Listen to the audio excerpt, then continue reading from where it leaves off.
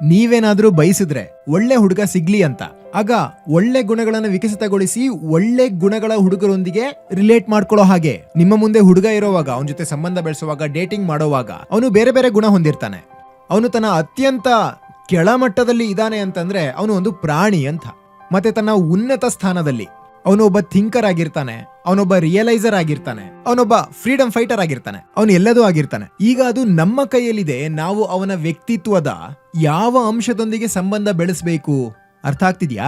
ಈಗ ಒಂದು ಟ್ರೈನ್ ಅಲ್ಲಿ ಎಲ್ಲಾ ತರದ ಬೋಗಿಗಳು ಇರ್ತವೆ, ಆದ್ರೆ ನೀವು ಯಾವ ಬೋಗಿನಲ್ಲಿ ಕೂರ್ಬೇಕು ಅಂತ ನಿರ್ಧಾರ ಮಾಡೋದು ನಿಮ್ಮ ಕೈನಲ್ಲಿರೋ ಟಿಕೆಟ್. ಅದೇ ರೀತಿ ಒಬ್ಬ ಮಹಿಳೆಯಾಗಿ ಇದು ನಿಮ್ಮ ಜವಾಬ್ದಾರಿಯೂ ಕೂಡ ಹೌದು. ನಿಮ್ಮ ಮುಂದೆ ಬರ್ತಾ ಇರೋ ಪುರುಷನ ಸರಿಯಾದ ಅಂಶವನ್ನ ಆಕ್ಟಿವೇಟ್ ಮಾಡೋದು ನಿಮ್ಮ ಕೆಲಸ. ಖಂಡಿತವಾಗ್ಲೂ ಅವನೊಬ್ಬ ಥಿಂಕರ್ ಆಗಿರ್ಬೋದು, ಫಿಲಾಸಫರ್ ಆಗಿರ್ಬೋದು, ಆಗಿರ್ತಾನ ಇಲ್ವಾ? ಆದ್ರೆ ನೀವು ಅವನ ಮುಂದೆ ಕೇವಲ ಒಂದು ಗೊಂಬೆ ಆಗಿ ಹೋಗ್ತೀರಾ. ಆಗ ಅವ್ನು ನಿಮ್ ಮುಂದೆ ತತ್ವಶಾಸ್ತ್ರ ಮಾತಾಡೋಕ್ ಹೇಗ್ ಸಾಧ್ಯ? ಸ್ವಲ್ಪ ಕರುಣೆ ತೋರಿಸಿ ಅವನ ಬಗ್ಗೆನೂ.